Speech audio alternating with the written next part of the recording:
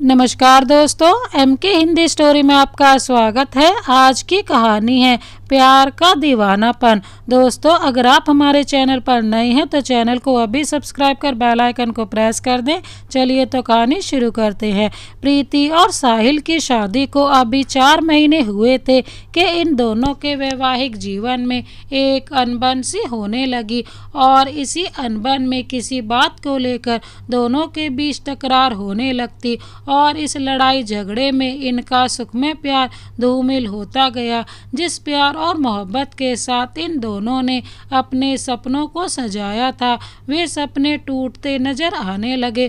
कुछ दिनों के बाद पति पत्नी के जीवन का आधार एक विश्वास था, उसमें भी दरार आने लगी। एक दिन साहिल और प्रीति के बीच काफी नोक-झोंक हुई और दोनों का तकरार इतना ज्यादा बढ़ गया कि प्रीति ने साहिल से कह दिया, बस बहुत हो गया, अब तुम्हारे साथ जिंदगी बिताना मेरे लिए एक पहाड़ सा हो गया है, अब मैं और नहीं सह सकती। साहिल प्रीति के इस बात पर उसे जवाब दे ही दिया, मैं भी तुम्हें झेलते हुए तंग आ गया हूँ, तुमसे शादी करना मेरे लिए सबसे बड़ा गुनाह हो गया, इससे अच्छा होता मैं उम्र भर कुंवारा ही रहता। प्रीति काफी गुस्से वाली लड़की थी। जब उसने साहिल के तीखे शब्द सुने तो उसने हाथ में पकड़ी हुई पानी की जग गुस्से में जमीन पर फेंक दी और तमतमाई हुई आंखों से साहिल को घूरते हुए कमरे की ओर चली गई। साहिल ने गुस्से में उसे आवाज दी, प्रीति प्रीति, मगर प्रीति ने पीछे मुड़कर नहीं देखा और कमरे का दरवाजा तेजी से बंद कर लिया। अब तो साहिल का गुस्सा 7वें आसमान पर चढ़ गया। उसने डाइनिंग टेबल पर रखी हुई नाश्ते की प्लेट अलग सरका दी और बगैर नाश्ता किए ऑफिस चला गया। इधर कमरे में प्रीति बेड पर लेटी हुई आंसू बहाती रही और अपने नसीब को कोसती रही। उधर साहिल ऑफिस में पहुंचने से पहले एक पेट्रोल पंप पर रुका। बाइक में पेट्रोल डलवाने से पहले उसे प्रीति की याद आ गई। उसने उसे कॉल किया। इधर प्रीति का मोबाइल बज उठा। उसने भरी हुई आंखों से जब मोबाइल फोन पर नजर डाली तो साहिल का कॉल देखकर उसने कॉल कट कर दिया और मोबाइल को बेड पर अलग फेंक दिया। प्रीति ने कॉल को काटा ही था कि साहिल का गुस्सा और भी बढ़ गया। उसने जल्दी से पेट्रोल डलवाया और ऑफिस की ओर निकल गया। अब तो साहिल और प्रीति के बीच गृह क्लेश इतना बढ़ गया कि एक दिन प्रीति साहिल और घर को छोड़कर अपनी माँ के पास चली गई। उसने अपनी माँ को साफ साफ कह दिया कि वो अब वापस नहीं जाएगी। उसकी माँ ने उससे कहा, एक बार सोच ले बेटी, इस तरह घर को छोड़ देने से लोगों के बीच काफ़ी बदनामी होगी। अभी 1 महीने पहले जब हम तुमसे मिलने आए थे तो सब ठीक था, फिर अचानक तुम दोनों के बीच क्या हो गया? प्रीति कोई जवाब नहीं दे पाई, बस आंसू बहाती रही। आखिर प्रीति के माँ पिताजी ने प्रीति को काफ़ी समझाया कि वो वापस अपने पति के पास लौट जाए, जो हुआ उसे भूल जाए। जिंदगी सुख दुख में ढलती ही रहती है, मगर जो अटूट रिश्ता एक बार जुड़ जाता है उस रिश्ते के साथ सुख और दुख दोनों को साथ लेकर चलना ही पड़ता है और अपने हम सफ़र के साथ चलने से जीवन में आई हुई कठिनाई और दुख बहुत पीछे छूट जाता है। अगर तुम दोनों के बीच जो प्यार कम हो गया है वो भी तुम्हारी जिंदगी में लौट आएगा और पति पत्नी को चाहिए दोनों एक दूसरे का ख्याल रखे, सुख दुख में साथ दे। अगर इस हालात में साथ छूट जाए तो इंसान टूट कर बिखर जाता है। प्रीति के माँ पिता ने उसे बहुत ही समझाया, मगर प्रीति अपनी बात पर अड़ी रही। जब से प्रीति घर छोड़कर गई है साहिल बिल्कुल अकेला तन्हा हो गया, मानो बची हुई खुशियाँ इस घर को छोड़ गई। घर के जिस कोने में भी उसकी नज़र पड़ती तन्हाई उसे डसने लगती। पल में घर वीरान सा लगने लगा। प्रीति जो उसकी बीवी थी आज वही उसे छोड़ गई। इस कश्मकश और उलझन में साहिल का दम घुटने लगा। उसे एहसास हुआ बगैर जीवन साथी के जिंदगी के सागर को पार करना बहुत ही मुश्किल हो जाता है। उसी समय साहिल की नज़र सामने लगी एक तस्वीर पर पड़ी जिसमें वो प्रीति के साथ कितना खुश है। उसने तस्वीर को उतार कर उसे देखा। प्रीति का खिला हुआ चेहरा, उसकी मुस्कान, उसका वो मासूम चेहरा, मानो प्रीति यहाँ कहीं आसपास खड़ी हो। साहिल की आंखों से आंसू बह निकले। शादी से पहले वो प्रीति का दीवाना हुआ करता था। कॉलेज के दिनों का वो पहला प्यार। जब पहली बार उसने प्रीति को देखा, दिल में एक मोहब्बत की लहर जाग उठी। उसका वो पिंक कलर का सूट, खूबसूरत मासूम चेहरा और नीली गहरी आंखें, सुंदर जुल्फे उसके दिल को घायल कर गई।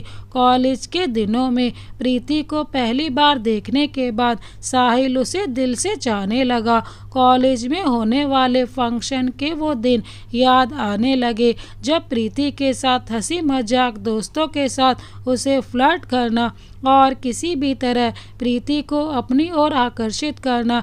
एक बार दोस्तों के बीच एक शर्त लगी कि वो प्रीति को अलग तरीके से प्रपोज करेगा और उसके लिए साहिल बाइक से एक बस का पीछा करते हुए उस बस में सवार रही प्रीति को पूरा पब्लिक के सामने अपने प्यार का इजहार करना, उसके बाद प्रीति की मोहब्बत को अपने दिल में बसाना और फिर प्रीति के पेरेंट्स से उसका हाथ मांगना, ये सारी यादें जेहन में उठने लगी। बीते हुए कल की यादों से साहिल का दिल तड़प उठा। उधर एक दिन प्रीति की माँ ने उससे कहा, सुन, साहिल को छोड़, तू यहाँ बैठी हुई है, क्या तूने सोचा है किस हाल में होगा वो? अरे वो तेरा पति है, अगर गुस्से में उसने 2-4 बात कह भी दी तो क्या हो गया? तुम दोनों ने अग्नि के समक्ष 7 फेरे लिए थे और ये 7 फेरे अटूट संबंध की वो डोर है जिसे तोड़ना सबसे बड़ा पाप कहलाएगा। भगवान ना करे कल को ये नौबत तलाक तक पहुंच जाए। मेरी बात सुन, तू वापस उसके पास लौट जा। मेरा दिल कहता है साहिल से जो गलती हुई है उसे उसका एहसास हो जाएगा और तुम्हारा ये प्रेम विवाह तो 2 आत्माओं का एक मिलन है जो एक ही सांस से जुड़ी हुई है। अपनी माँ की बात पर प्रीति का पर गहरा असर हुआ। उस रात वो काफ़ी रोई। उसे अपनी भी गलतियों का एहसास हुआ। जो टकरार उन दोनों के बीच हुए, इन सब में उसकी भी तो गलती थी। उसने साहिल को छोड़कर अपने पत्नी धर्म को अपमानित किया था। साहिल उसका पति है, उसकी जिंदगी है, उसका सब कुछ है। उसी रात दोनों के मोबाइल पर व्हाट्सएप खुला हुआ था। साहिल प्रीति के प्रोफाइल फोटो को देख रहा था। उसी समय प्रीति का एक मैसेज आया। साहिल ने तुरंत ही प्रीति के चैट को क्लिक किया और उस मैसेज को पढ़ते ही उसका दिल भर उठा। उसने तुरंत ही रिप्लाई किया। उसके बाद घंटों चैटिंग होती रही। दोनों की आंखें भरी हुई थी। दूसरे दिन सुबह होते ही प्रीति साहिल यानी अपने घर लौट आई। प्रीति के वापस लौट आने से साहिल के चेहरे पर खो गई रंगत लौट आई। दिल खुशी से भर उठा। प्रीति भी अपने किए पर शर्मिंदा थी। उन दोनों को एहसास हो गया पति पत्नी का जीवन 2 पहियों की एक गाड़ी है। अगर एक पहिया अलग हो जाए तो वो आगे नहीं बढ़ सकती। प्रीति साहिल से नजरें नहीं मिला पा रही थी। किसी तरह उसने साहिल से कहा, आप कैसे हो जी? साहिल ने प्रीति से कहा, पहले ये बताओ, अब मुझे छोड़कर तो नहीं जाओगी? इतना सुनते ही प्रीति हंसते हंसते रो पड़ी और साहिल से लिपट गई। साहिल की भी आंखों में आंसू छलक आए। दूसरे दिन जब साहिल डाइनिंग टेबल पर आया तो उसे अपनी फेवरेट डिश उसे नजर आई। उसके चेहरे पर खुशियां नजर आई। उसने प्रीति को आवाज दी, प्रीति। उसी समय प्रीति का फूल सा सुंदर चेहरा सामने दिखा। आते ही प्रीति ने उससे कहा, अब क्या है जी? साहिल मुस्कुराते हुए बोला, आज तो कमाल हो गया। मैंने तो सोचा था अब अपने मनपसंद की डिश दोबारा खाने को नहीं मिलेगी। साहिल की इस प्यारी मजाक को सुनकर प्रीति मुस्कुरा दी और उसके बाद बोली, अब छोड़ो भी और मेरी बात सुनो, आज आपको ऑफिस नहीं जाना है क्यों? साहिल ने प्रीति से पूछा। आज हम राधा कृष्ण के मंदिर में उनकी पूजा और आराधना के लिए जाएंगे। प्रीति ने साहिल से कहा। जैसी आपकी आज्ञा मेरी प्यारी धर्मपत्नी, कहते हुए साहिल प्रीति को देख मुस्कुराया। प्रीति भी अपने होठों पर हल्की मुस्कान लेते हुए चली गई। इस तरह साहिल और प्रीति के जीवन में खुशियां आने लगीं। दोनों के बीच प्यार और बढ़ने लगा। एक दिन जब प्रीति सुबह उठी और कमरे से बाहर आई तो वहाँ का दृश्य देख भय से कांप उठी। उसके मुंह से एक चीख निकल गई। प्रीति की चीख सुनकर साहिल की भी नींद टूट गई।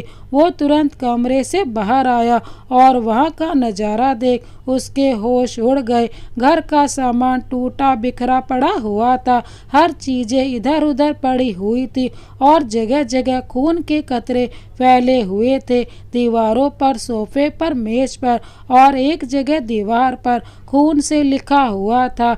आज इतने सालों बाद मैं वापस लौट आई हूँ अपने प्रेम, अपनी मोहब्बत को लेने के लिए। साहिल मेरी मोहब्बत है, मेरी अधूरी प्रेम कहानी है और एक दिन उसे मैं अपने साथ लेकर जाऊंगी और जो भी मेरे प्रेम के बीच आएगा उसका सब नाश हो जाएगा। चंद्रिका। साहिल फटी हुई आंखों से उस लिखावट को देख रहा था।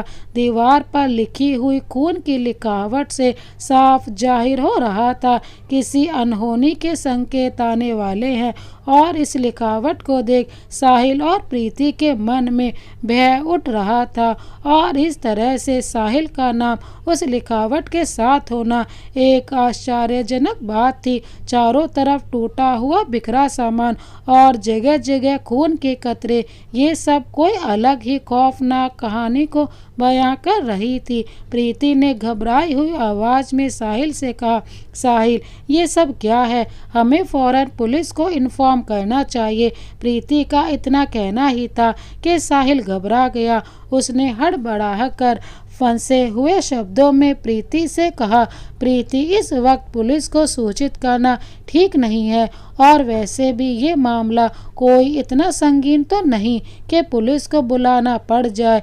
ये तुम क्या कह रहे हो साहिल? इतना कुछ हो गया और तुम? कहते हुए प्रीति ने एक नज़र दोबारा उस लिखावट पर डाली और उसकी नज़रें उस लिखावट के नीचे लिखे हुए अंतिम शब्द पर गड़ गई जिस पर साफ साफ लिखा था, चंद्रिका। प्रीति ने साहिल की तरफ देखा। साहिल अभी भी हैरत में डूबा हुआ था। उसके दिमाग में खलबली मची हुई थी। बस उसकी निगाहें खून से लिखी उस लिखावट को देखे जा रही थी। इसी बीच प्रीति ने उससे कहा, साहिल साहिल। मगर साहिल कहीं और ही खो गया था, मानो उसका कोई पुराना अतीत उभरने की कोशिश कर रहा हो। प्रीति ने उसका हाथ पकड़कर हिलाया तो साहिल चौंक पड़ा।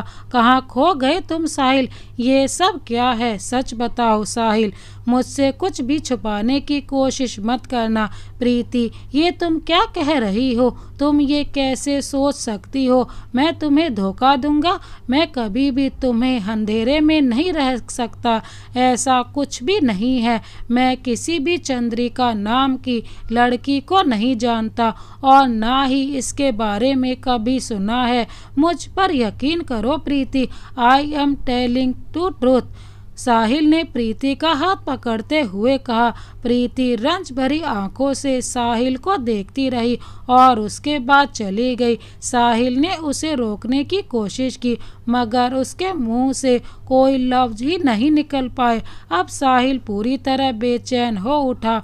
उसकी नज़रें चंद्रिका नाम के उस शब्द को बार बार देखे ही जा रही थी। एक तूफान दिमाग में उठ रहा था। कुछ तो ऐसा था साहिल की जिंदगी में जो किसी गुजरे हुए पास्ट को बाहर लाने की कोशिश कर रहा था। उसी रात डिनर के बाद साहिल स्टडी रूम में पहुंचा जहां उसका दिल पूरी तरह धड़क रहा था। बेकरारी बढ़ती जा रही थी। मन बेचैनी से भरा हुआ था। शायद प्रीति ने सच ही कहा था। साहिल उससे कुछ छुपा रहा था, कोई ऐसी बात जो आज उसके जीवन में दस्तक दे रही थी। साहिल एक चेयर पर बैठ गया। और कुछ सोचने लगा। थोड़ी देर बाद उसने उसी डेटिंग रूम के एक सीक्रेट जगह से कुछ कागजात और फाइलें बाहर निकाली। उसके बाद उन्हें पलटने लगा और उन्हीं कागजात के बीच एक तस्वीर उसके हाथों में आ गई, जिसे देख साहिल का दिल दोगुनी रफ्तार से धड़कने लगा। मन बुरी तरह विचलित हो गया। ये तस्वीर एक लड़की की थी और ये लड़की वेशभूषा में एक राजकुमारी लग रही थी। साहिल काफी देर उस तस्वीर को देखता रहा। उसके हाथ कांपने लगे। अचानक ही साहिल के सामने उसका अक्स, उसी की शक्ल की एक परछाई उसके सामने नजर आई। उसने साहिल से कहा, साहिल, क्यों उलझन और बेचैनी में जी रहे हो और इस तरह झूठ बोलकर अपने आप को तनावग्रस्त कर रहे हो? क्यों अपने विवाहित जीवन को नरक में डाल रहे हो? यही कारण है आज प्रीति के साथ तुम्हारा मनमुटाव होता रहता है, क्योंकि तुम अपनी पत्नी प्रीति के साथ वैवाहिक जिंदगी में कोई फोकस नहीं कर पा रहे हो। उसकी जिंदगी से खेल रहे हो। बहुत ही बड़ा गुनाह कर रहे हो। आज तुम एक बहुत बड़े डिप्रेशन में जी रहे हो और इसका कारण है तुम्हारी ये खामोशी। उसकी बात सुनकर साहिल बोल पड़ा, यू आर रॉन्ग। मैं प्रीति के साथ कोई भी दगा नहीं कर रहा हूँ और ना ही मैंने उसे कोई धोखा दिया है। मैं आज भी इस लड़की के विषय में पता करने की कोशिश कर रहा हूँ। ये कौन है, कहाँ से आई, मैं कुछ भी नहीं जानता। मैंने अपने जीवन में इस लड़की को सिर्फ इसी तस्वीर में देखा है। ये लड़की ना तो मेरा पास्ट है और ना ही मेरा भविष्य बन सकती है। मेरा वर्तमान, मेरी जिंदगी सिर्फ मेरी पत्नी प्रीति है एंड दिस इज रियलिटी। इसी के साथ वो अक्स लुप्त हो गई। साहिल जैसे होश में लौटा, उसके दिमाग में पीड़ा उठने लगी।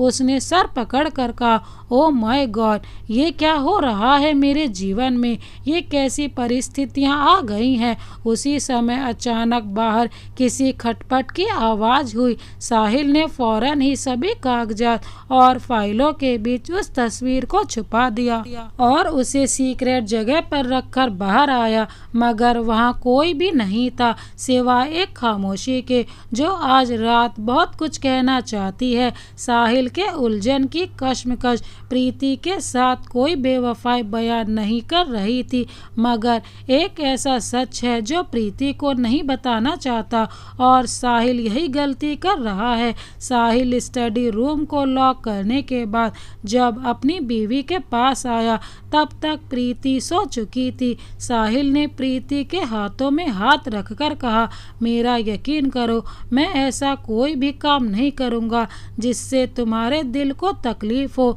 कितनी मुश्किल से हमारे जीवन में खुशियाँ दोबारा आई हैं।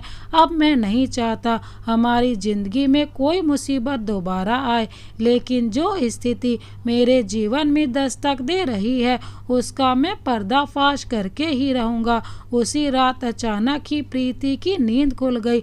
एक अनहोनी का भ्रम उसके दिल में उठने लगा। न चाहते हुए वो कमरे से बाहर आ गई। आज की रात उसके घर में एक अजीब सी खामोशी बिखरी हुई थी। कुछ ही पल बाद अचानक ही घर की खामोशी को चीरती हुई एक औरत की हंसी उसके कानों में पड़ी। इस आवाज़ को सुनकर प्रीति डर गई और भय से उसकी नज़रें इधर उधर घूमने लगी, लेकिन आसपास कोई भी औरत नहीं दिख रही थी। उसका दिल घबराने लगा और जोर जोर से धड़क रहा था। वो आवाज़ उसके कानों में लगातार गूंज रही थी। ऐसा लग रहा था कोई हाई क्वालिटी के स्पीकर की तेज आवाज़ ऑन होकर उसके कानों में पड़ रही थी। प्रीति का दिमाग फटने लगा। उसने अपने कानों पर हाथ रख लिया और चीखते हुए बोली, बंद करो ये हंसी, कौन हो तुम और क्यों ये तमाशा कर रही हो? प्रीति ने जब ये कहा तो उसकी खतरनाक आवाज़ दोबारा आई, तुझे अपने साहिल से दूर करने आई हूँ मैं। चली जा मेरे साहिल की जिंदगी से, वरना अपनी जान से जाएगी। इसी के साथ उसकी हंसी और भी तेज हो गई। प्रीति अपने आप को संभाल न सकी और बेहोश होकर गिरने ही वाली थी। साहिल के हाथों ने उसे थाम लिया। इस शोर शराबे को सुनकर वो बाहर आ गया था और वो हंसी की डरावनी आवाज भी अब बंद हो चुकी थी। प्रीति साहिल की बाहों में बेहोश हो गई थी। साहिल ने घबराए हुए स्वर में कहा, प्रीति, प्रीति उठो, क्या हुआ तुम्हें? एक बार फिर उस औरत की आवाज गूंज उठी, इस चुड़ैल से दूर हो जाओ साहिल, मेरे तन बदन में अग्नि दहक उठती है जब तुम इसके करीब आते हो। इस बार साहिल की तेज आवाज घर के जर्रे जर्रे में गूंज उठी, खामोश तू हो जा, कौन है तू और मेरे सामने क्यों नहीं आती?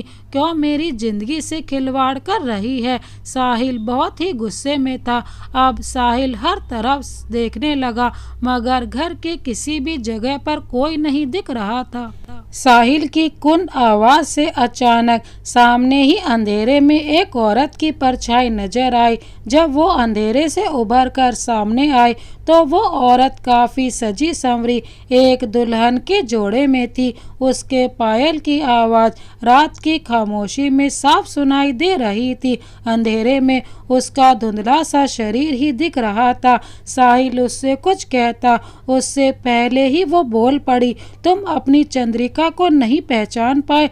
आखिर 300 सालों के इंतजार के बाद जब मैं लौट आई हूँ तो तुम मुझे पहचानने से इनकार कर रहे हो। मैं तुम्हारी वो प्रेयसी हूँ जो तुम्हें पाने के लिए अपना सब कुछ त्याग दिया, लेकिन मैं अपने प्रेम को पूर्ण करके ही रहूंगी। एक दिन तुम्हें मेरे पास आना ही होगा। साहिल उस औरत को ध्यान से देखने लगा, लेकिन कुछ ही क्षण के बाद उस जगह पर अजीब सा धुंध फैलने लगा। साहिल को समझ पाता उस धुंध में वो औरत अचानक ही गायब हो गई। पल में ही धुंध छट गया। साहिल हैरान परेशान होकर सामने ही देखता रहा और घर के कोने कोने को छान मारा मगर कोई भी नजर नहीं आया। उसके बाद साहिल ने बेहोश प्रीति को उठाया और उसे बेडरूम तक लाया। उसके दिमाग में सैकड़ों सवाल उठ रहे थे। जो तस्वीर उसके पास है, क्या ये वही औरत थी? अगर ये वही है तो उसका साहिल से क्या संबंध? साहिल को कुछ भी समझ में नहीं आ रहा था। गहरी चिंता उसे खाए जा रही थी। अगले दिन हॉस्पिटल में प्रीति के पेरेंट्स उससे मिलने के लिए उसके पास आए। क्या हुआ प्रीति को बेटा? तुम्हारा कॉल आते ही हम घबरा गए, प्रीति के पापा ने साहिल से कहा। इसी बीच प्रीति की माँ बोल पड़ी, क्या हुआ प्रीति को बेटा? वो ठीक तो है? सब ठीक है पापा, बस वो प्रीति अचानक ही बेहोश हो गई थी, शायद ब्रेन टायर्ड की वजह से, इसलिए मुझे आपको बुलाना पड़ा। साहिल ने प्रीति के मम्मी पापा को असली वजह नहीं बताई क्योंकि वो गहरे टेंशन में आ सकते थे। ये सब क्या हो रहा है मेरी बेटी के जीवन में? अभी वो हंसी खुशी तुम्हारे पास लौट आई थी और अचानक से ही प्रीति की माँ ने दुखी होते हुए कहा, मम्मी आप बेकार में ही चिंता कर रही हैं, प्रीति को कुछ भी नहीं हुआ है, शी इज नॉर्मल, वो जल्द ही होश में आ जाएगी। थोड़ी ही देर बाद प्रीति होश में लौट आई। उसके पेरेंट्स उसे सही सलामत देख बहुत खुश हुए, लेकिन प्रीति ने भी अपने मम्मी पापा को कुछ भी नहीं बताया मगर उसके दिमाग में एक हलचल सी मची थी। दूसरे दिन ऑफिस में साहिल का दिल नहीं लग रहा था। कल रात उसने जो देखा वो उसके दिमाग में चल रहा था। रह रह कर बेचैनियां उसे सता रही थी। उसे प्रीति की चिंता हो रही थी। उसने सोचा कुछ दिनों की छुट्टी ले लेता हूँ जिससे वो प्रीति के पास ही रहेगा। अभी साहिल सोच में ही डूबा था कि किसी ने उसके कंधे पर हाथ रखा। साहिल ने पीछे मुड़कर देखा। उसका एक दोस्त रोहन उसके पास खड़ा था। रोहन तुम? साहिल ने कहा। रोहन ने साहिल से कहा, व्हाट हैपन साहिल, 2-3 दिनों से देख रहा हूँ कुछ प्रॉब्लम में नजर आ रहे हो। ना किसी से ज्यादा मिलते हो, ना बातें करते हो और ना ही काम पर भी फोकस कर पा रहे हो। आफ्टर ऑल कहीं प्रीति भाभी से दोबारा लड़ाई झगड़ा तो नहीं हो गया? नहीं यार, ऐसी बात नहीं है। कुछ प्रॉब्लम जिंदगी में आ जाती हैं जो दोस्तों के दायरे के बाहर होती हैं, जिसे इंसान चाहे भी नहीं कह सकता। साहिल ने जब ये कहा तो रोहन वहीं उसके पास बैठ गया और साहिल से बोला, क्या बकवास किए जा रहा है तू? अरे अगर मेरा दोस्त गुमसुम, खामोश और किसी डिप्रेशन में रहे तो क्या मैं चुप बैठ सकता हूँ? और अगर अपना दुख किसी से साझा किया जाए तो वो बहुत कम हो जाता है। What is the matter? Rohan ने जब ज्यादा जोर दिया तो साहिल कुछ पल खामोश रहा। उसके बाद एक गहरी सांस खींचते हुए अपने मोबाइल से एक फोटो सिलेक्ट की और रोहन को मोबाइल पकड़ाते हुए बोला, मेरी समस्या ये तस्वीर है। रोहन ने जब उस तस्वीर को देखा तो बोल पड़ा, ये तो किसी लड़की की तस्वीर है और देखने में किसी रियासत की राजकुमारी लग रही है। इस तस्वीर का मतलब क्या है? साहिल को ये तस्वीर तब मिली थी जब वो अपने पर्सनल काम में बिजी था। अचानक ही उसके हाथ में ये तस्वीर आ गई। साहिल हैरान था, इन फाइलों के बीच ये तस्वीर कहाँ से आई? साहिल उस तस्वीर को काफी देर तक देखता रहा। उसकी कुछ भी समझ में नहीं आ रहा था। ये सब क्या है? उसके हाथ काम नहीं कर रहे थे, माइंड पूरी तरह से बंद था। ये एक ऐसी अनहोनी थी जिसे साहिल ने किसी से नहीं बताया, अपनी पत्नी प्रीति से भी नहीं। उसने उस तस्वीर को अपने पास संभाल के रखी और इस लड़की के बारे में जानना चाहा। उस दिन के बाद साहिल हर वक्त टेंशन में रहने लगा और अभी जो हाल में प्रीति और उसके साथ जो घटना घटी उसे भी साहिल ने रोहन को बताया। सारी सच्चाई जानने के बाद रोहन हिल सा गया। उसने कहा, ओह तो ये है असली कहानी। डोंट वरी साहिल, मैं तुम्हारे साथ हूँ। अचानक ही रोहन ने उस तस्वीर को गौर से देखा और उसके माथे पर सलवटें पड़ती चली गई। उसने कहा, ओह माय गॉड, क्या हुआ? रोहन, क्या तुम इस लड़की को जानते हो? साहिल ने उससे पूछा। नहीं साहिल, मैं इसे नहीं जानता, बस इस लड़की से रिलेटेड तुम्हारे सारे सवालों के जवाब जल्द ही मिल जाएंगे। साहिल, तेरी प्रॉब्लम का अंत भी वहीं से होगा। अब मैं तुम्हारे साथ हूँ, कल मैं तुझे फोन करूँगा और तू प्रीति भाभी को साथ लेकर मेरे बताए हुए एड्रेस पर आ जाना। फिलहाल मैं एक इम्पोर्टेंट काम से बाहर जा रहा हूँ। साहिल कुछ समझ नहीं सका, लेकिन जो उसकी परेशानी थी रोहन ने कुछ हद तक कम कर दी। रोहन ने जब उस तस्वीर को देखा तो उसके चेहरे के हाव भाव को देखकर और उसके कथन के मुताबिक साहिल समझ गया रोहन इस लड़की से रिलेटेड कुछ तथ्य को जानता है। तभी तो उसने इतने कॉन्फिडेंस के साथ उसे विश्वास दिलाया कि जल्द ही उसके समस्या का समाधान हो जाएगा। अब तो साहिल को रोहन के फोन कॉल का वेट था। इधर जब प्रीति घर पर अकेली थी तब उसका मन एक घबराहट के चलते विचलित था। कल रात के इंसिडेंट के बाद उसके दिल में एक अनोखा डर बैठ गया था। किसी भी काम में उसका मन नहीं लग रहा था। हर पल बुरी आशंकाएं उसके दिमाग में चल रही थी। उसी समय उसके मोबाइल की घंटी बज उठी। प्रीति ने सोचा शायद साहिल का कॉल हो। उसने स्क्रीन पर नजर डाली तो ये कॉल अननोन था। प्रीति ने कॉल रिसीव की मगर उधर कोई भी आवाज नहीं आई। प्रीति हेलो हेलो करती रही। उसके बाद उसने एंगर होकर कॉल डिस्कनेक्ट कर दी, मगर उसी वक्त फोन दोबारा बज उठा। प्रीति ने झुंझलाहट से फोन रिसीव किया और गुस्से में बोल पड़ी, कौन हो तुम? बोलते क्यों नहीं? क्यों फ़ोन करके परेशान कर रहे हो। और उसी समय प्रीति के मोबाइल फ़ोन में एक डरावनी भेड़िए जैसी गुर्राहट की आवाज़ आई। प्रीति के हाथ से मोबाइल छूटकर नीचे गिर गया और प्रीति डर से 2 कदम पीछे हट गई। मोबाइल फ़ोन से आने वाली भयानक गुर्राहट अब एक खतरनाक औरत के शब्दों में बदल गई। मैंने तुझसे कहा था मेरे साहिल की जिंदगी से दूर चली जा, मगर तू नहीं मानी। अब अंजाम भुगत। तेरी जिंदगी में ऐसी विनाश की आंधी लाऊंगी तो चाहकर भी साहिल के आसपास भी नहीं भटक पाएगी। और उसके बाद ठहाकों से मोबाइल फ़ोन गूंज उठा। प्रीति पूरी तरह से एक घबराहट के साथ हैरान थी। ये कौन है और इसे मेरा नंबर कहाँ से मिला। उसी समय फ़ोन कट गया। प्रीति ने रिसीव हिस्ट्री से उस नंबर को निकाला और कांपते हुए हाथों से उस नंबर को डायल किया, मगर ये क्या, अब वो नंबर बंद था। प्रीति का दिमाग साए साए कर उठा। इतनी जल्दी ये नंबर कैसे बंद हो गया। उसके साथ जो हो रहा था ये रूहानी शक्तियों का जाल है या इंसानी साजिश। प्रीति काफ़ी टेंशन में आ गई। उसने जल्दी से कुछ टेबलेट को लिया और एक सोफे पर बैठ गई। गहरी तनाव में उसका दिमाग उथल पुथल होने लगा। अचानक उसने महसूस किया किसी भारी कदमों की आहट इस घर में साफ सुनाई दे रही है। उसकी निगाहें चारों ओर घूमने लगी। उसने हड़बड़ाहट में साहिल को कॉल करना चाहा, लेकिन उसी समय घर में रखा हुआ सामान तेजी से नीचे गिरने लगा और घर में अजीबोगरीब डरावनी आवाज़ें प्रीति को हद से ज़्यादा परेशान करने लगी। अब प्रीति खौफ से जड़ हो गई। शरीर तेजी के साथ कंपन करने लगा।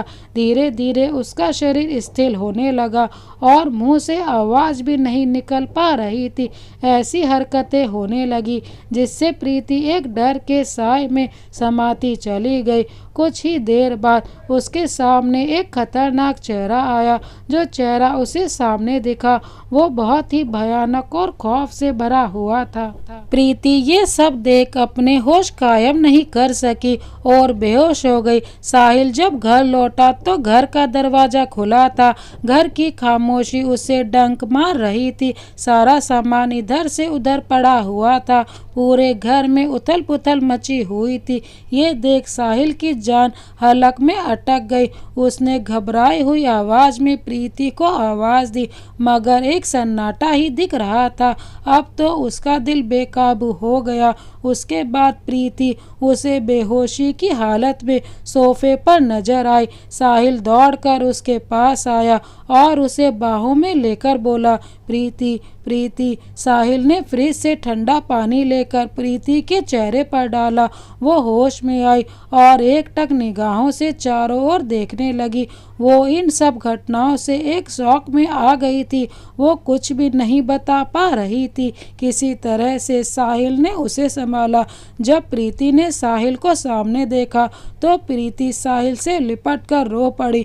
उसने कहा, ये क्या हो रहा है हमारी जिंदगी में। वो कौन है जो हमारे पीछे पड़ी है, क्यों हमें जीने नहीं देती। बस प्रीति, अगर तुम टूट गई तो मैं बिखर जाऊंगा। तुम मेरी सांस हो। अगर तुम ही मुझसे अलग हो गई तो मैं जीते जी मर जाऊंगा। जो गर्दिश का दौर हमारी जिंदगी में आया है उसे हम दोनों को मिलकर दूर करेंगे।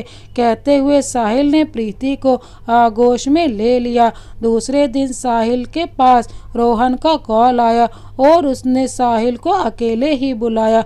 आज साहिल को उसके साथ किसी शख्स से मिलने जाना है। जो तस्वीर साहिल ने उसे दिखाई थी उस तस्वीर वाली लड़की की संपूर्ण जानकारी उसी इंसान से हासिल होगी। साहिल ने रोहन से मिलने से पहले प्रीति को उसके माँ पिताजी के पास छोड़ दिया क्योंकि वो यहाँ पर महफूज रह सकती है। उसके बाद वो रोहन के साथ एक कार में सफ़र करते हुए शहर से बाहर निकल आया। उत्सुक होकर साहिल ने रोहन से पूछा, रोहन आखिर हम कहाँ जा रहे हैं। ये जो तुमने बताया ही नहीं। साहिल, जब मैंने उस तस्वीर को देखा तो मुझे एक झटका लगा। मैंने गौर किया, इस तस्वीर वाली लड़की को मैंने कहीं देखा है। दिमाग पर जब मैंने ज़्यादा जोर डाला तो मुझे याद आया, इसी शक्ल की लड़की से मैं मिल चुका हूँ। कहाँ पर? साहिल ने बेचैनी से कहा। डोंट वरी साहिल, हम वहीं जा रहे हैं। बहुत ही जल्द तुम्हारी जिज्ञासा खत्म हो जाएगी। रोहन ने कार को ड्राइव करते हुए बोला और कार को हाईवे से राइट टर्न लेकर दूसरे रास्ते पर आ गया। तकरीबन 10-15 किलोमीटर चलने के बाद वो एक सुनसान जगह पर बने हुए एक घर के पास आया। रोहन ने डोर बेल बजाई, लेकिन दरवाज़ा तो खुला था। दोनों घर के अंदर आए। वहाँ कोई नजर नहीं आ रहा था। तभी अचानक ही साहिल आश्चर्यचकित हो गया, और इसका रीज़न घर की दीवारों पर हर तरह की पेंटिंग की तस्वीरें लगी हुई थी, और उन तस्वीरों में साहिल ने अपने आप को उसी लड़की के साथ पाया जिस लड़की की तस्वीर उसके पास थी। हर पेंटिंग में वो अलग अलग पोज में उसके साथ नजर आ रहा था। ये सब देख साहिल के पैरों तले जमीन हट गई, दिमाग घूम गया। रोहन ने साहिल से कहा, साहिल, इन तस्वीरों में तुम्हें इस लड़की के साथ देखकर मैं हैरान हूँ। आखिर क्या संबंध है तुम्हारा इससे? क्या मतलब है तुम्हारा? साहिल बोल पड़ा। सॉरी साहिल, मैं पहले यही कंफर्म करना चाहता था, तभी तो हम सही निष्कर्ष पर आ सकते हैं, तभी तो मैं तुम्हारी हेल्प कर पाऊंगा। या रोहन, तुम भी मुझे गलत ही समझ रहे हो। मेरा इस लड़की से कोई रिलेशन था और ना है। Understand my point Rohan. अभी दोनों की बहस चल ही रही थी कि किसी के कदमों की आहट सुनाई दी।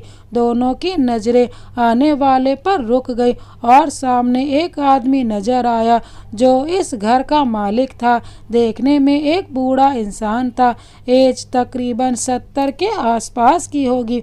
सर के बाल और दाढ़ी मूछें सफ़ेद, आंखों पर चश्मा और हाथों में पेंट लगा हुआ। रोहन ने उससे कहा, हेलो अंकल, मैं रोहन, जो अगली बार आपसे मिला था। ओह, तो तुम रोहन हो, और ये तुम्हारे साथ? जब उसकी साहिल पर नज़र पड़ी तो उसकी आंखों में एक चमक आ गई। उसने साहिल से कहा, तुम? मैं कह नहीं सकता। तुम्हें देखकर मुझे कितनी खुशी हो रही है। इतने सालों बाद तुम वापस आ गए बेटा। देखो, आज भी मैंने तुम्हारी प्रेम कहानी को जीवित रखा है इन तस्वीरों के माध्यम से, जो ये नहीं भूलने देती, सच्चा प्रेम कभी नहीं मिटता। ये आप क्या कह रहे हैं अंकल? मेरी तो कुछ भी समझ में नहीं आ रहा। साहिल ने उसकी अनोखी बात सुनकर बोल पड़ा, कैसे समझोगे बेटा? मैं गुजरे हुए कल की बात कर रहा हूँ, और तुम एक जन्म का सफ़र तय कर चुके हो। This is nonsense. ये क्या है? जन्म, प्रेम कहानी, और ये सब तस्वीरें? आप हैं कौन? मैं एक कुशल चित्रकार रमेश चंद्र हूँ, जिसने राजकुमारी चंद्रिका की कई तस्वीरें बनाई थी, और तुम उसके वही पूर्व प्रेमी थे जिसकी प्रेम कहानी का दर्दनाक अंत हुआ था। साहिल को उसकी बातों से बोरिंग फील होने लगी।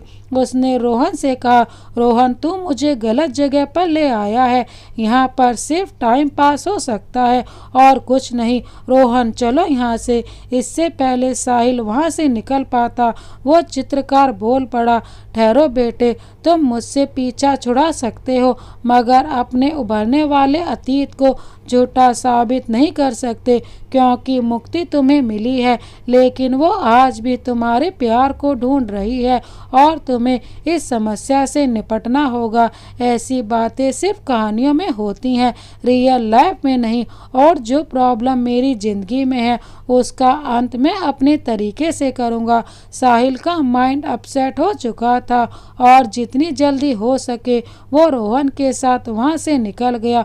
कौन सच है कौन मिथ्या, ये आने वाला कल ही बताएगा। जो अनहोनी घटित के रहस्य सामने हैं उन्हें सॉल्व करना बहुत ही मुश्किल है, और इन रहस्यों के अनसुलझे जाल साहिल के दिल में जहरीले कांटे की तरह चुभ रहे थे।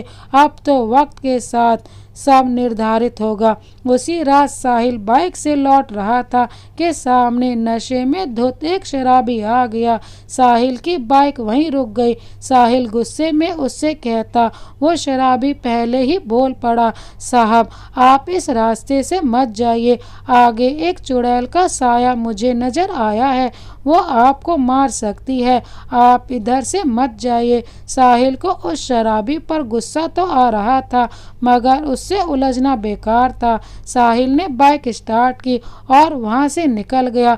वो शराबी नशे में बड़बड़ाता रहा। आगे जाने पर साहिल को एक औरत की छाया नजर आई। उसने बाइक स्लो की। उसी समय एक पायल की झंकार उसके कानों में पड़ी। अब साहिल वहीं रुक गया। एकाएक ही एक औरत उसके सामने दिखी। रात का धुंधला अंधेरा था इसलिए क्लियर साफ नहीं दिख रहा था मगर साहिल ने इतना जरूर देखा, वो औरत एक घूंघट में थी। उसकी पायल की आवाज़ सुनाई दे रही थी। साहिल ने सोचा ये वही है जिसने उसकी जिंदगी में हलचल मचा रखी है। इस बार ये मेरे हाथों से नहीं बच सकती। आज इसका रहस्य खुलकर ही रहेगा। वो बाइक से उतरा ही था। वो औरत एक दूसरे रास्ते की ओर बढ़ने लगी। साहिल भी उसके पीछे पीछे लग गया। वो साहिल को काफ़ी दूर एक अंधकार भरे गली में खींच लाई। इससे पहले साहिल उसका हाथ पकड़ता, पता नहीं कहां से उस जगह पर धुआं उठने लगा और चारों ओर फैलने लगा। साहिल उसकी चपेट में आया और बेहोश होकर गिर पड़ा। धीरे धीरे धुंध छटा तो उस जगह पर ना तो साहिल था और ना ही वो औरत। साहिल ने रात के समय जिस औरत का पीछा किया था वो उसे अपने साथ ले जा चुकी थी और कहीं ये चंद्रिका तो नहीं। अगर ये चंद्रिका है तो साहिल आज बहुत बड़े संकट में चला गया है और किसी को इसकी खबर भी नहीं। इधर प्रीति भी साहिल के बिना अपनी जिंदगी को गुमसुम सी जी रही थी। उसे साहिल की बहुत याद सता रही थी। प्रीति ने साहिल को फोन किया मगर उसका फोन बंद था। अब तो प्रीति और भी परेशान हो गई थी। दूसरे दिन उसे पता चला साहिल कल से ही लापता है और घर भी बंद है। किसी को नहीं पता वो कहाँ चला गया। अब तो प्रीति की प्रॉब्लम और भी ज़्यादा बढ़ गई। इस तरह साहिल के गायब हो जाने पर प्रीति का दिल और भी बेकाबू हो गया। घबराहट होने लगी। उसने पता किया साहिल आखिरी बार अपने दोस्त रोहन से मिला था। बस फिर क्या था, प्रीति पहुंच गई रोहन के पास। रोहन भी साहिल के इस तरह से गायब हो जाने से हैरान था और इसका कारण यही है जो उसकी जिंदगी में घट रहा था। उसने प्रीति से कहा, प्रीति जिस बात का मुझे डर था आखिर वही हुआ। क्या मतलब? प्रीति ने उससे कहा। आखिर रोहन ने उसे सब कुछ बताना ही लाजमी समझा जिससे प्रीति अनजान थी और जब रोहन ने इस रहस्य से पर्दा हटाया तो प्रीति अंदर तक हिल गई। प्रीति को कुछ भी समझ नहीं आ रहा था। अब प्रीति को उस रात की वो घटना याद आने लगी। बार बार एक औरत के द्वारा उसको परेशान करना, वो डरावनी आवाजें आना और उसके साहिल को उससे दूर कर देना। लेकिन प्रीति का दिल अब भी ये मानने को तैयार नहीं था। ये सारी मिस्ट्री साहिल के पुनर्जन्म और एक आत्मा की कहानी पर एडजस्ट करती है। It's can not happen Rohan, मेरा दिल अभी भी इस बात को मानने को तैयार नहीं। प्रीति ने रोहन से कहा। प्रीति, मैंने भी कब सोचा था साहिल की जिंदगी में ऐसा मोड़ आने वाला है, लेकिन उस चित्रकार रमेश चंद की बातों से ना जाने क्यों मेरा दिल इन बातों पर बिलीव करने लगा है। रोहन ने प्रीति से कहा। कुछ देर प्रीति का गमगीन चेहरा एक सोच में डूब गया। उसके बाद उसने कहा, वेल, तकदीर मेरा कितना भी विकट इम्तिहान ले ले मगर मुझे इस इम्तिहान में खरा उतरना है। रोहन, मैं सिर्फ तुमसे इतना ही कहूँगी, साहिल को खोजने में तुम मेरी मदद करोगे। ऑफ कोर्स प्रीति, साहिल मेरा दोस्त है, वो जहाँ भी होगा मैं उस तक जरूर पहुँचूँगा, ये मेरा तुमसे वादा है। थैंक यू रोहन, प्रीति ने उससे कहा। उसके बाद रोहन के पास से सीधे अपने बंद पड़े घर को लौट आई। आखिर प्रीति ने बंद पड़े अपने घर को खोल उसमें प्रवेश किया। सभी चीजें, सारा सामान अस्त व्यस्त पड़ा हुआ था। धूल मिट्टी वहां जमा हो गई थी। घर बिल्कुल वीरान सा हो गया था। अपने घर में कदम रखते ही प्रीति के जेहन में धुंधली यादें बसने लगी। साहिल के साथ बिताए गए प्यार भरे वो लम्हे, वह हंसी मजाक, मौज मस्ती, उनका तकरार, लड़ना झगड़ना, एक दूसरे से रूठना और मनाना, सभी चीजें मानो सामने दिख रही हो। इन पलों को महसूस करते हुए प्रीति की आंखें दुख से नम हो गई। उसके बाद प्रीति ने घर की साफ सफाई शुरू की, सभी चीज़ों को उनकी जगह पर सेट किया। उसके बाद स्टडी रूम को साफ करते समय फाइलों और कागजों के बीच जो सामने दिखा, उसे देख प्रीति को एक झटका लगा।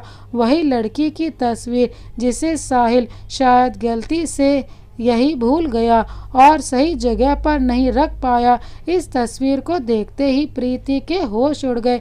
इसका मतलब रोहन सच कह रहा है।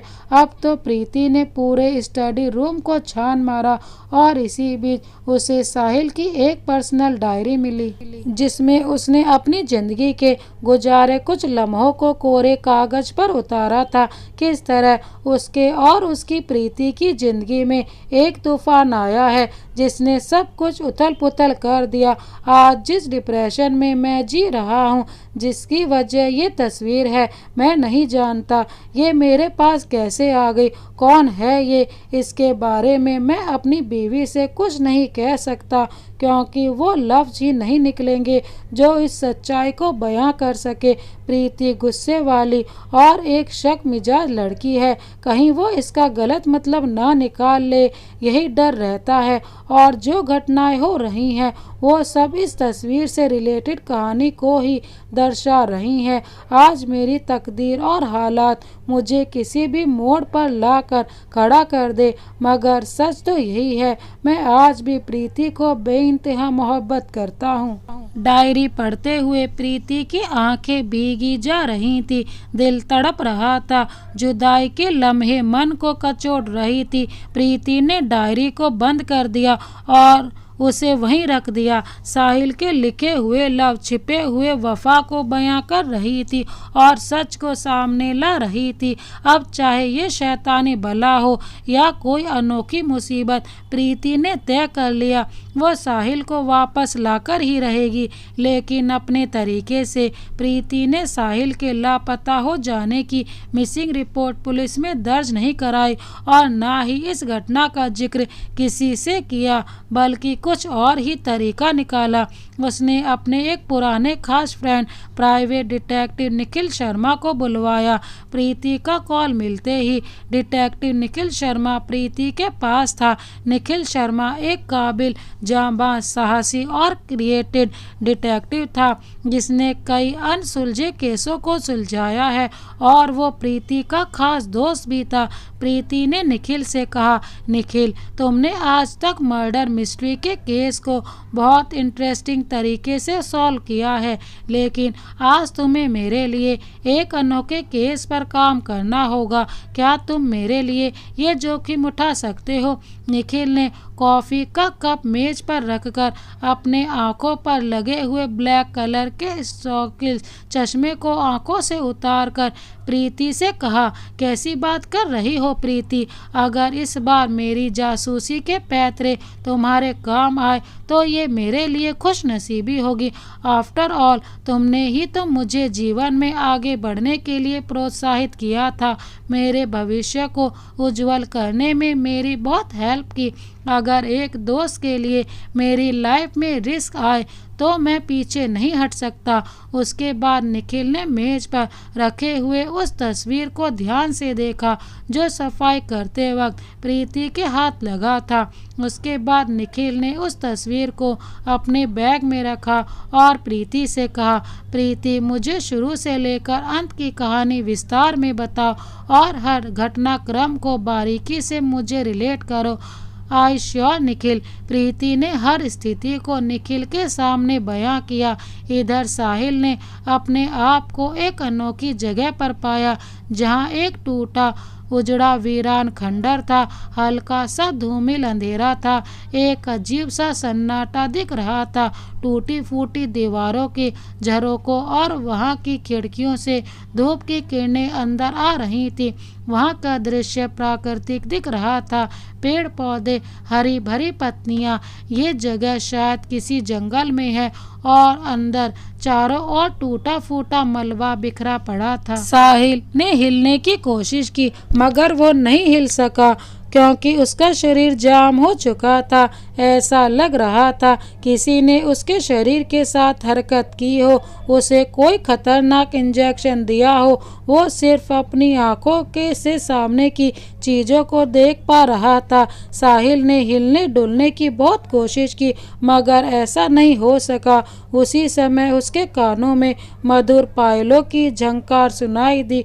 उसकी निगाहों ने जब आवाज़ की तरफ देखा तो कुछ ही पल दोबारा उस जगह पर धुंध सा फैलने लगा। साहिल की निगाहें उसे देखे जा रही थीं और इसी बीच एक लड़की उसमें प्रकट हुई। उसका रूप, श्रृंगार, पहनावा हूबहू उसी तरह था जैसे उस तस्वीर में था, मगर इसका चेहरा उस तस्वीर की तरह नहीं था। ये कोई और थी। उस चेहरे को देखकर साहिल को ऐसा क्यों लग रहा था वो इस चेहरे से परिचित है।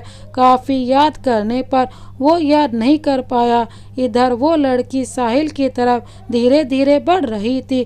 उसके पायलों की छम छम की आवाज़ शांत भरे इस माहौल में साफ साफ सुनाई दे रही थी।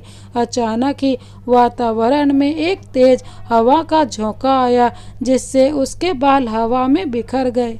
उसकी जुल्फे उसके सुंदर नैनों और खूबसूरत चेहरे पर पड़ने लगी। हवा की लहर से धुंध भी छटने लगा। साहिल की आंखें उसे पहचानने को उत्सुक थी। वो साहिल के बिल्कुल नज़दीक आ गई और उसके लबों पर एक मुस्कान आई। साहिल ने उससे कहा, कौन हो तुम? तुम्हारी चंद्रिका। उसने बहुत ही नरमी और प्यार भरे लफ्जों में कहा, यू आर लाइंग। सच बताओ, कौन हो तुम और क्या है तुम्हारा मोटिव? साहिल गुस्से में जज्बाती हो उठा। उसके बाद उसने अपने होठों को उसके होठों के समीप ले जाकर साहिल से कहा, बहुत नादान हो तुम, बेवफा हो गए हो तुम, जो अपनी प्रेमिका को भूल गए हो। तुम्हें वो दिन याद है ना, जब मैं गलती से एक झील में गिर गई थी और जब मैं डूब रही थी तब तुम ही मुझे उस झील से बाहर लाए थे। मेरे जिंदगी के वो पल कितने हसीन थे। तुम्हारी बाहों में मेरा भीगा बदन मेरी सांसों को तुम्हारी सांसों से मिला रही थी। प्यार के बंधन में जकड़े हम दोनों की रूह एक हो रही थी, मगर अचानक ही उसकी आंखों में आंसू की बूंद झलकने लगी। हमारे इस प्यार को हमारे दुश्मनों की नज़र लग गई। उसने हमें अलग कर दिया। जब हम छिपकर मिले तो उन लोगों ने हमारी प्यार की इस कहानी को हमेशा हमेशा के लिए ख़त्म कर दिया। मेरी ही आंखों के सामने उन्होंने तुम्हें जान से मार दिया। तुम्हारी याद में मैंने भी अपनी जान दे दी, लेकिन हम दोनों एक बार फिर मिले हैं। मैं तुम्हें अपनी दुनिया में ले जाऊंगी जहां हमें कोई अलग नहीं कर सकता। इस बार साहिल का गुस्सा और भी बढ़ गया। उसने तेज आवाज में उससे कहा, बंद करो अपनी फालतू बातें। क्यों मुझे ऐसा लग रहा है मैं तुमसे मिल चुका हूँ। ये हमारा प्रेम का यथार्थ है जो कई सालों पहले पिछड़ी हुई हमारी प्रेम कहानी को पूरा करेगा। इतना कहने के बाद उसने एक नज़र साहिल पर डाली और देखते ही देखते वहाँ से ओझल हो गई। साहिल का दिमाग हैरत से फट रहा था। दिल में उलझनें बढ़ रही थी और दिमाग में चिंता उभर रही थी। प्रीति के कहने पर डिटेक्टिव निखिल सक्रिय हो चुका था। वो हर कार्य को बहुत ही गुप्त रूप से कर रहा था।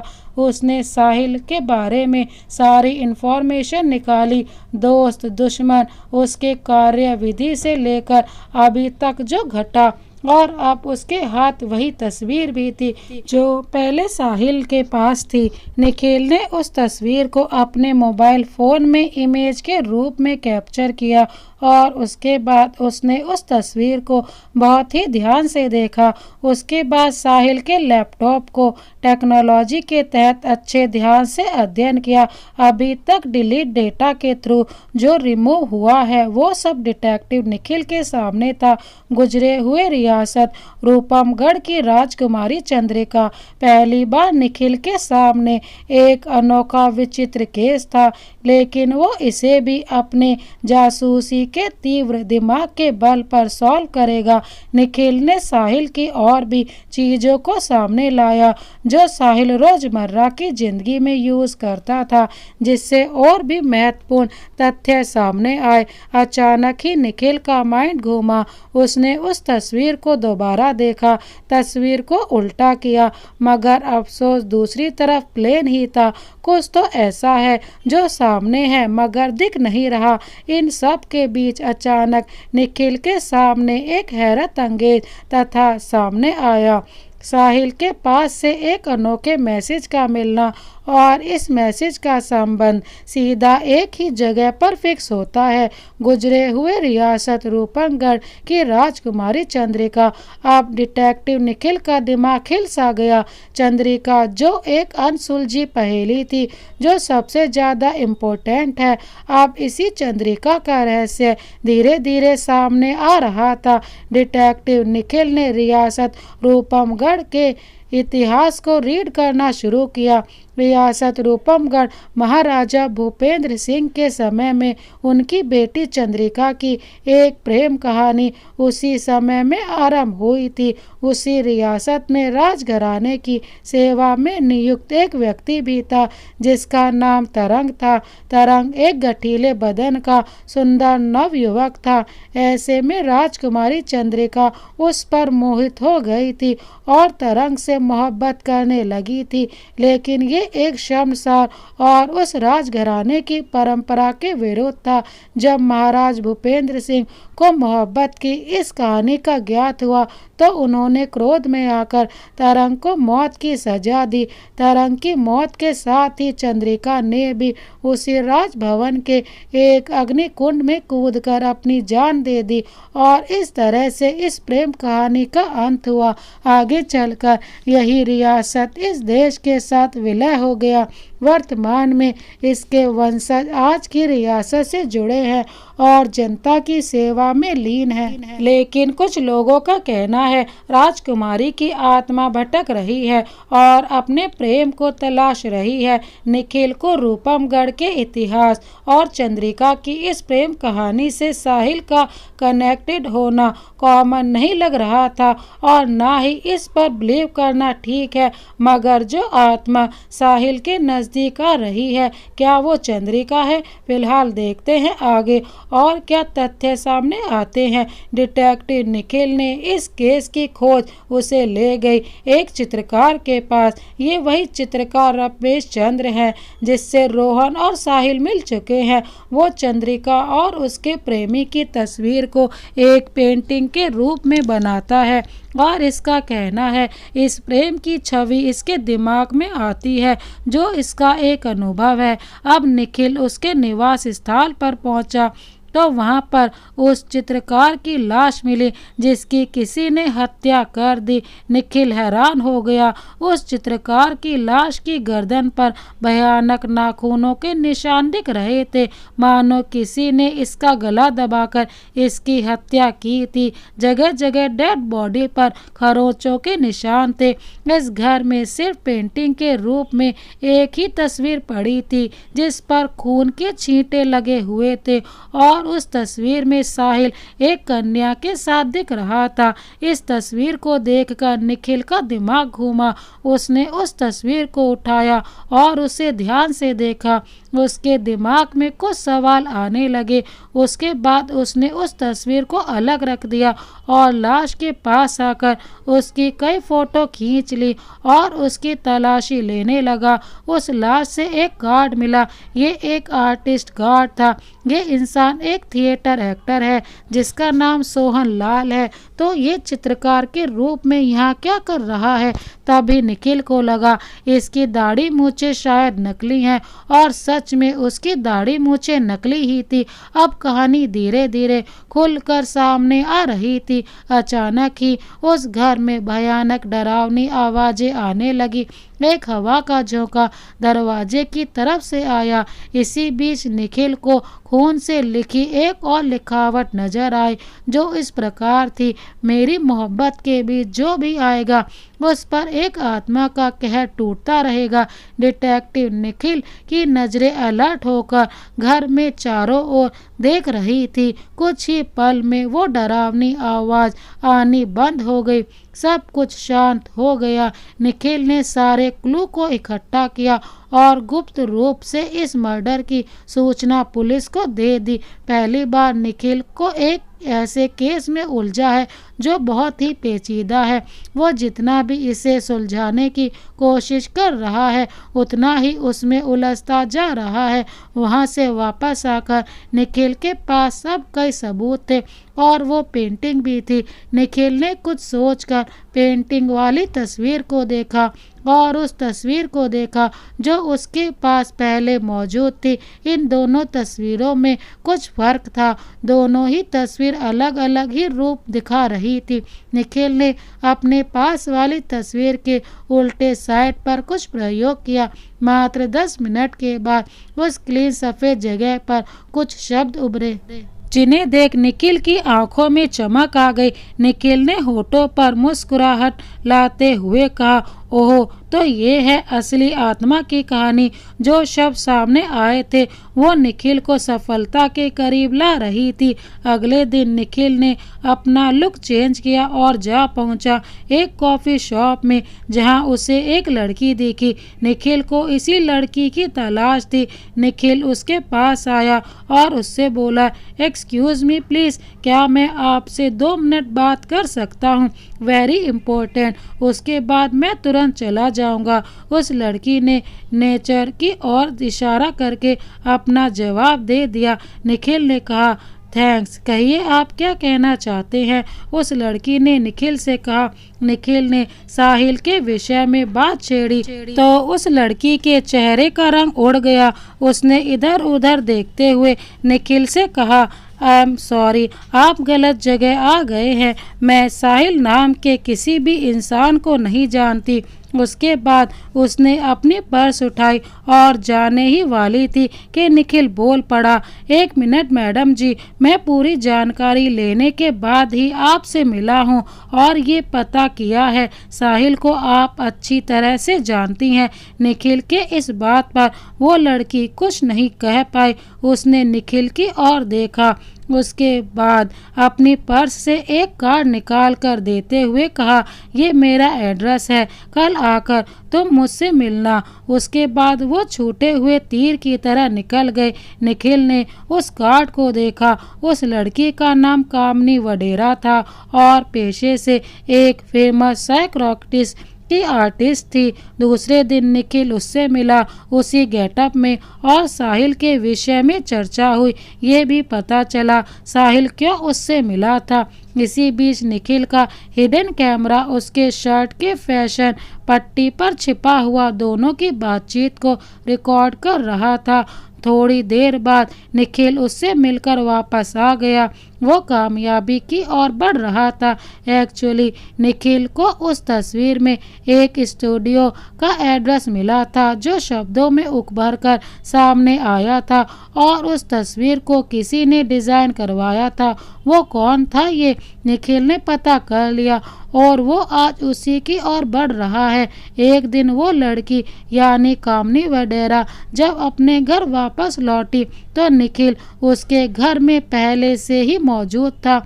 उसने जब निखिल को वहां पाया तो वो गुस्से में बोली, कौन हो तुम और मेरे घर में क्या कर रहे हो? निखिल ने उससे कहा, तुम्हारा खेल खत्म हो चुका है मिस कामिनी जी। साहिल को तुमने कहाँ कैद करके रखा है ये बताने का आप कष्ट करेंगे। What nonsense are you saying? मैं किसी भी साहिल को नहीं जानती और ना ही इस इंसान के बारे में सुना है। Who are you? इस पर निखिल ने उससे कहा, गुड, यानी तुम साहिल को नहीं जानती, तो फिर इस वीडियो में आप किससे साहिल के बारे में चर्चा कर रही हैं?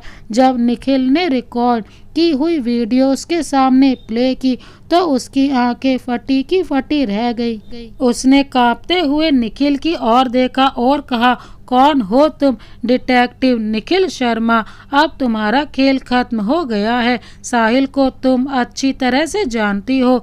वो तुमसे एक प्रॉब्लम के विषय में मिला था।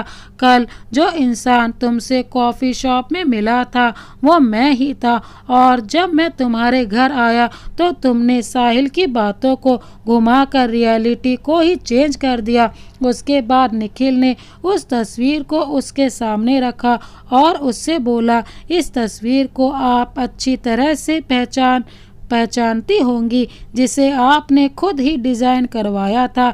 असली सच क्या है ये आप बताएंगी मिस कामिनी वडेरा? कामिनी वडेरा जैसे जड़ सी हो गई। वो अब चारों तरफ से फंस गई थी। उसने निखिल से कहा, मैं तुम्हें सच सच बताती हूँ, उसी रात कोई किसी का बेसब्री से इंतजार कर रहा था। ठीक उसी समय एक लड़की ने वहाँ प्रवेश किया। वहाँ पर अंधेरा बहुत था। उसने उसके चेहरे को देखे बगैर ही कहा, कब से तुम्हारा वेट कर रहा हूँ। जानती हो, उस प्रीति ने हमें बेनकाब करने के लिए एक जासूस को नियुक्त किया है। इससे पहले वो जासूस हम तक पहुँचे, तुम इस शहर को छोड़कर चली जाओ, जब तक मैं ना कहूँ वापस मत आना। मगर उस लड़की ने कुछ नहीं कहा, बस खामोश ही रही। क्या हुआ? तुम कुछ बोल क्यों नहीं रही? जब उसका चेहरा सामने आया तो उस शख्स की आंखें विस्मय से फटी की फटी रह गई। उसने हैरत से उससे कहा, प्रीति तुम? प्रीति ने एक जोरदार थप्पड़ उसे मारा। नफरत और गुस्से में उससे कहा, बस रोहन, अब तुम्हारा खेल खत्म हो चुका है। तुम्हारी सभी साजिशें नाकाम हो चुकी हैं। कितनी घिनौनी और शर्मनाक हरकत की है तुमने मेरे साहिल के साथ। एक दोस्त होकर उसके साथ इतना बड़ा दगा किया। ये रोहन ही था जिसने साहिल के खिलाफ इतनी गहरी और खतरनाक साजिश रची थी। उसने ही कामनी के जरिए साहिल के पास वो तस्वीर पहुंचाई। उसने ही कामनी को चंद्रिका की आत्मा बनाकर साहिल के जीवन में खलबली मचा दी। जितनी भी घटनाएं घटी और जो कुछ भी हुआ, इन सब में रोहन का हाथ था। प्रीति को सामने देख रोहन के पैरों तले जमीन हट गई थी। दिमाग सुन्न हो गया, मुंह से कोई लफ्ज ही नहीं फटा। उसी समय डिटेक्टिव निखिल के साथ इंस्पेक्टर विक्रम सिंह ने वहां प्रवेश किया और रोहन को अरेस्ट किया। तभी प्रीति ने उससे कहा, रोहन, तुम तो साहिल के दोस्त थे, क्या उसके साथ इतना बड़ा धोखा किया? क्यों मेरी और साहिल की जिंदगी में अंधकार मचा दिया? रोहन ने एक नज़र सभी की तरफ दौड़ाई और बोला, इसका सबसे बड़ा कारण खुद साहिल है, जिसकी वजह से मेरी बहन ने तड़प तड़प कर अपनी जान दे दी। रोहन के कथन से प्रीति हैरान रह गई। प्रीति को कुछ समझ नहीं आ रहा था कि रोहन क्या कह रहा है। कॉलेज के दिनों में मेरी बहन साहिल से प्यार करने लगी थी और बहुत ही जल्द उसे प्रपोज भी करने वाली थी। इसके बारे में उसने मुझसे कहा। मैंने भी अपनी बहन की खुशी के लिए उसकी पसंद को एक्सेप्ट किया, लेकिन जब उसे ये पता चला कि साहिल तुमसे मोहब्बत करता है और उसने मेरी बहन के प्यार को ठुकरा दिया, वो ये सब सहन न कर पाई और उसने जहर खाकर अपनी जान दे दी। अपनी बहन की मौत से मैं पागल हो गया। उस दिन से साहिल मेरी नज़रों में मेरा सबसे बड़ा दुश्मन हो गया।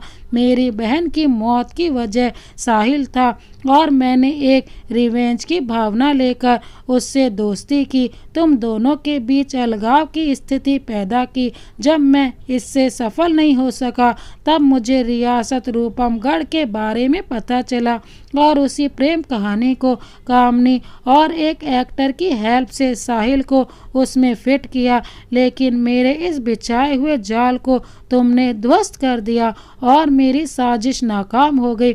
इसके बाद रोहन चुप हो गया। एक पल में ही वहाँ खामोशी छा गई। सभी रोहन को देखने लगे और इस खामोशी को तोड़ा प्रीति की आवाज़ ने। तुम्हारी बहन नादान थी, वो ये भी नहीं समझ पाई। दिल पर किसी का अधिकार नहीं होता, वो उसी को चाहता है जिसे वो पाना चाहता है। और तुम्हारी बहन प्यार के मामले में पीछे रह गई, लेकिन जो गुनाह तुमने किया है उसकी सज़ा तुम्हें ज़रूर मिलेगी। उसके बाद पुलिस रोहन को लेकर चली गई। प्रीति ने निखिल की तरफ देखा और कहा, थैंक्स निखिल। दोस्त को शुक्रिया नहीं कहते, बस वो एक दोस्त के काम आ ही जाते हैं। उम्मीद करूँगा तुम मेरे इस कार्य को ऐसा नहीं मानोगे। Now always be happy. उसके बाद साहिल और प्रीति दोबारा साथ थे। साहिल ने प्रीति से कहा, सोचा नहीं था हम दोबारा मिल सकेंगे। इस पर प्रीति ने कहा, ऐसा कैसे हो सकता है? हम दोनों की सांस तो आपस में जुड़ी है जो हमें ज़्यादा दिनों तक दूर नहीं रख सकती। साहिल के होठों पर एक मुस्कुराहट आई और उसने प्रीति को सीने से लगा लिया और दोनों खुशी खुशी अपनी ज़िंदगी जीने लगे। दोस्तों, इस कहानी को अंत तक देखने के लिए आपका बहुत बहुत धन्यवाद। ये कहानी आपको कैसी लगी हमें कमेंट बॉक्स में ज़रूर बताएं। इसी तरह की अन्य कहानियाँ देखने के लिए हमारे चैनल को अभी सब्सक्राइब कर बेल आइकन को प्रेस कर दें। Thank you so much. Vande Mataram.